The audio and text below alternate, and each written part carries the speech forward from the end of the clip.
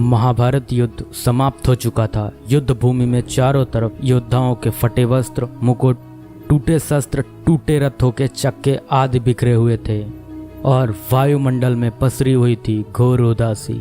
गिद्ध, कुत्ते, सियारों की उदास और डरावनी आवाजों के बीच निर्जन हो चुकी उस भूमि में द्वापर के सबसे महान योद्धा भीष्म पितामह सरसैया पर पड़े सूर्य के उत्तरायण होने की प्रतीक्षा कर रहे थे। तभी उनके कानों में एक परिचित ध्वनि शहद घोलती हुई पहुंची। प्रणाम पितामह।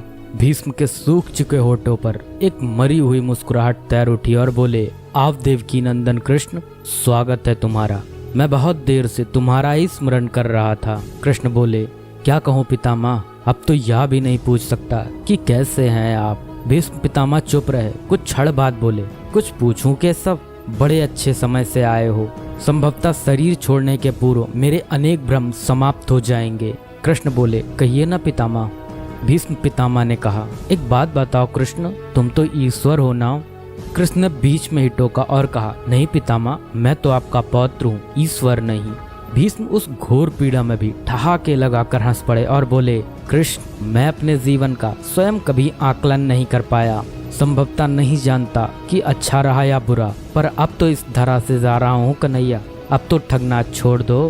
कृष्ण भीष्म पितामह के थोड़ा करीब आए और उनका हाथ पकड़कर बोले, कहिए पितामह, क्या पूछना चाहते हैं आप। भीष्म पितामह बोले, एक बात बताओ कन्हैया, इस युद्ध में जो हुआ वो ठीक था क्या। कृष्ण ने कहा, किसकी ओर से पितामह, पांडवों की ओर से या कौरवों की ओर से। भीष्म पितामह ने कहा, कौरवों के कृत्यों पर चर्चा का तो कोई अर्थ ही नहीं रहा कन्हैया, पर क्या पांडवों की ओर से जो हुआ वो सही था।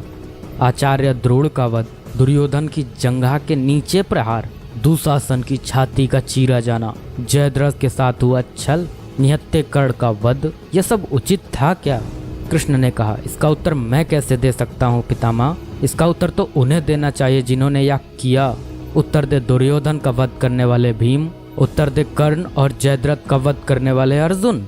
मैं तो इस युद्ध भूमि में कहीं था ही नहीं पितामह। भीष्म पितामह ने कहा, अभी भी छलना नहीं छोड़ोगे कृष्ण। अरे विश्व भले कहता रहे कि महाभारत को अर्जुन और भीम ने जीता, पर मैं जानता हूँ कन्हैया कि यह तुम्हारी और केवल तुम्हारी विजय है।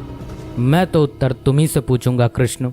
भीष्म पितामह के इतना कहते ही कृष्ण थोड़ा गंभीर स्वर में बोले, तो सुनिए पितामह, कुछ बुरा नहीं हुआ, कुछ अनैतिक नहीं हुआ, वही हुआ जो होना चाहिए। भीष्म पितामह ने कहा, या तुम कह रहे हो केशव, मर्यादा पुरुषोत्तम राम का अवतार कृष्ण कह रहा है। यह छल तो किसी युग में हमारे सनातन संस्कारों का अंग नहीं रहा, फिर यह उचित कैसे हुआ। कृष्ण ने कहा, इतिहास से शिक्षा ली जाती है पितामह, पर निर्णय वर्तमान की परिस्थितियों के आधार पर लेना पड़ता है। हर युग अपने तर्कों पर, अपनी आवश्यकता के आधार पर अपना नायक चुनता है। राम त्रेता युग के नायक थे, मेरे भाग में द्वापर आया था। हम दोनों का निर्णय एक सा नहीं हो सकता पितामह। भीष्म पितामह ने कहा, मैं कुछ समझ नहीं पाया कृष्ण।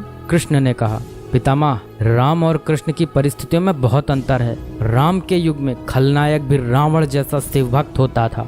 तब रावण जैसी नकारात्मक शक्ति के परिवार में भी विभीषण जैसे संत हुआ करते थे। तब बाली जैसे खलनायक के परिवार में भी तारा जैसी विदुषी स्त्रियां और अंगद जैसे सज्जन पुत्र होते थे। उस युग में खलनायक भी धर्म का ज्ञान रखता था, इसलिए राम ने उनके साथ कहीं छल नहीं किया। किंतु मेरे युग के भाग में कंस, जरासंध, दुर्योधन, दुशासन, शकुनी, जयद्रथ जैसे घोर पापी आए हैं। उनकी समाप्ति के लिए हर छल उचित है पितामह। पाप का अंत आवश्यक है पितामह, वह चाहे जिस विधि से हो। भीष्म पितामह ने पुनः प्रश्न किया, तो क्या तुम्हारे इन निर्णयों से गलत परंपराएं नहीं प्रारंभ होंगी केशव। क्या भविष्य तुम्हारे इन छलों का अनुसरण नहीं करेगा, और यदि करेगा तो क्या यह उचित होगा। कृष्ण ने कहा, भविष्य तो इससे भी अधिक नकारात्मक आ रहा है पितामह। कलयुग में तो इतने से भी काम नहीं चलेगा, वहाँ मनुष्य को कृष्ण से भी अधिक कठोर होना होगा, नहीं तो धर्म समाप्त हो जाएगा। जब क्रूर और अनैतिक शक्तियाँ सत्य एवं धर्म का समूल नाश करने के लिए आक्रमण कर रही हों, तो नैतिकता अर्थहीन हो जाती है पितामह। तब महत्वपूर्ण होती है विजय, केवल विजय। भविष्य को यह सीखना ही होगा पितामह। भीष्म पितामह ने पूछा, क्या धर्म का भी नाश हो सकता है केशव, और यदि धर्म का नाश होना ही है तो क्या मनुष्य इसे रोक सकता है। कृष्ण ने कहा, सब कुछ ईश्वर के भरोसे छोड़कर बैठना मूर्खता होती है पितामह।